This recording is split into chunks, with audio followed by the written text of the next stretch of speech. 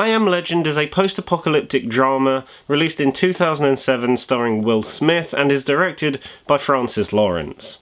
Now, I Am Legend is a movie that I've heard quite a lot about over the last few years, but it's never particularly been on my radar of films to watch, and I don't quite know why that is. I like the director, Francis Lawrence. I like his work on the last three Hunger Games movies, as well as Constantine.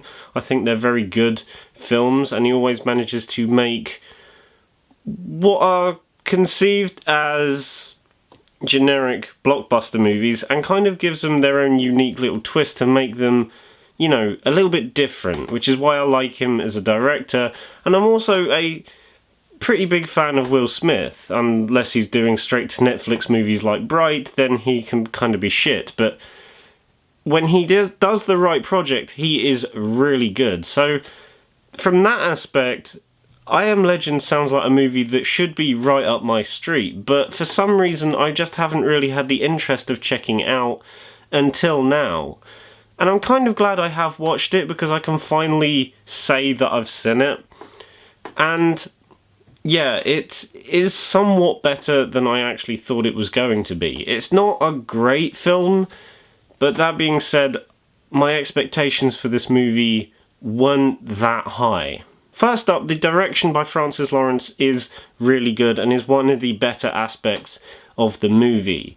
You really do get a sense that New York is abandoned. Like, the way New York looks in this movie is really good. Yeah, it's kind of stuff that we've seen quite a lot in post-apocalyptic things like The Walking Dead. It does look a bit similar to that. But to be honest, there's not much you can do with that whole post-apocalyptic aesthetic at this point.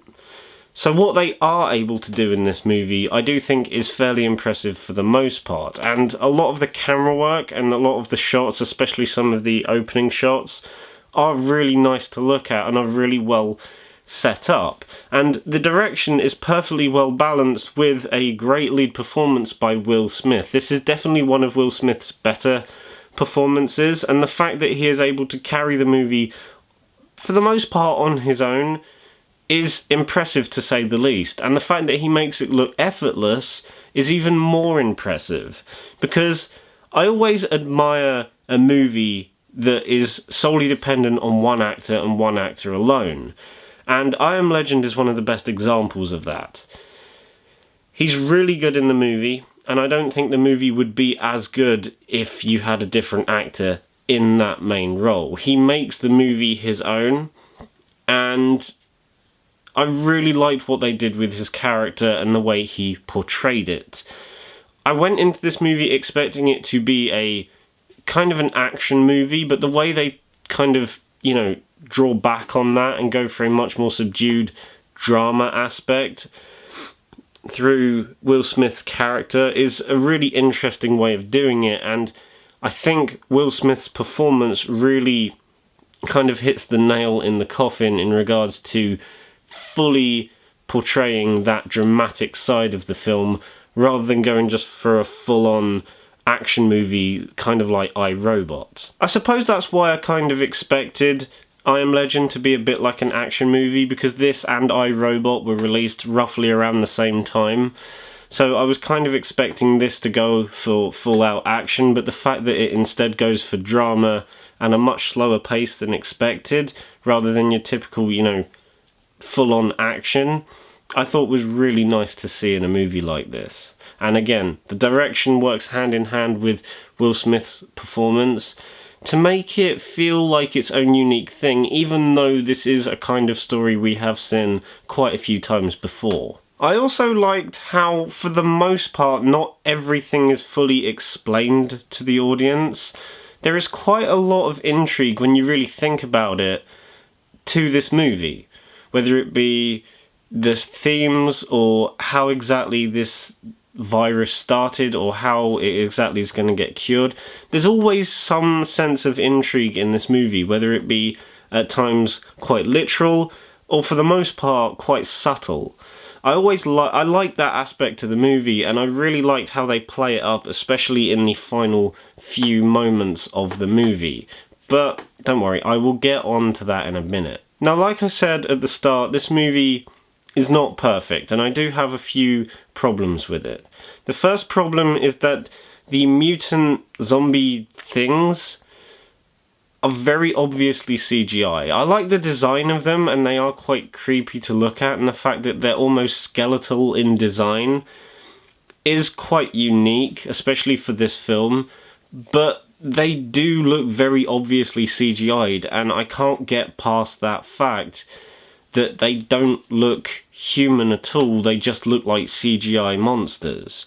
And again, I can kind of see how you could see that as a positive, because, you know, they're infected by a virus, they don't look like themselves anymore, so they're mutated to the point that they're not unrecognisable, so I can kind of see it in that aspect. But to me, I just saw CGI monsters running around, not humans.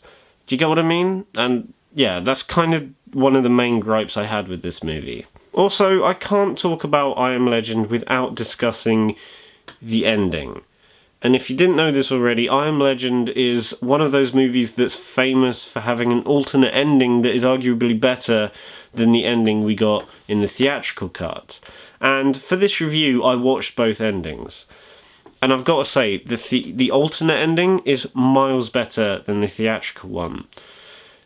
There's this saying that goes around, which is, the ending of a movie can make or break that movie. And for the most part, I don't agree with that statement, because you're kind of disregarding the rest of the film and you're just solely rating that movie on how it ended.